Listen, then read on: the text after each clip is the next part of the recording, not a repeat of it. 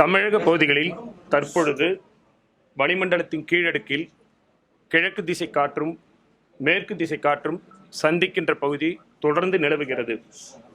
மேலும் தென்னிந்தியாவை ஒட்டியுள்ள கடல் பகுதிகளில் கிழக்கிலிருந்து மேற்கு திசையில் நகர்ந்து செல்லக்கூடிய ராஸ்பி வேவ்ஸ் நகர்ந்து செல்கிறது.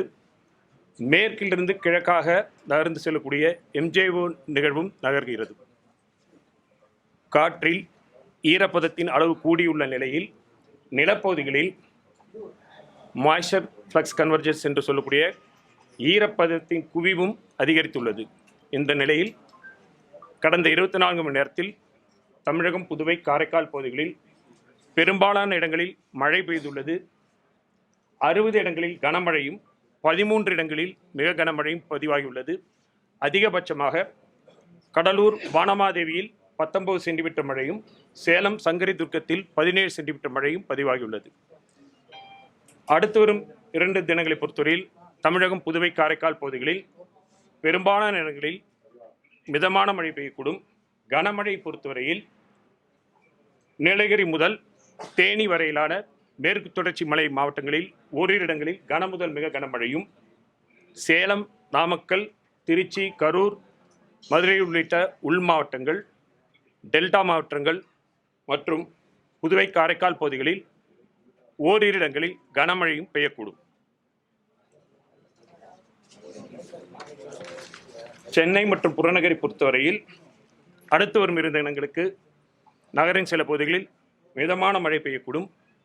மீனவர்களுக்கான எச்சரிக்கை பொறுத்தவரையில் தென்மேற்கு வங்கக்கடல் மற்றும் அதனை ஒட்டியுள்ள மத்திய மேற்கு வங்கக்கடல், குமரிக்கடல், மன்னார் வளைகுடா, தமிழக கடற்கரை பகுதிகளில் சூறைக்காற்றானது மணிக்கு 40 முதல் 45 கிலோமீட்டர் வேகத்தில், இடையிடையே 55 கிலோமீட்டர் வேகத்தில் வீசக்கூடும் என்பதால் அடுத்து வரும் 2 தினங்களுக்கு மீனவர்கள் இந்த பகுதிகளுக்கு செல்ல வேண்டாம் என்று அறிவுறுத்தப்படுகிறார்கள். மேலும் மே மாதம் 6ஆம் தேதி ஒட்டி தென்கிழக்கு வங்கக்கடல் பகுதியில் வளிமண்டல மேலடுக்கு சுழற்சி உருவாகி அதனை தொடர்ந்து வருகின்ற 7-8 தேதிகளில் குறைந்த காற்றழுத்த தாழ்வு பகுதி தென்கிழக்கு வங்கக்கடல் பகுதியில் உருவாகக்கூடும்.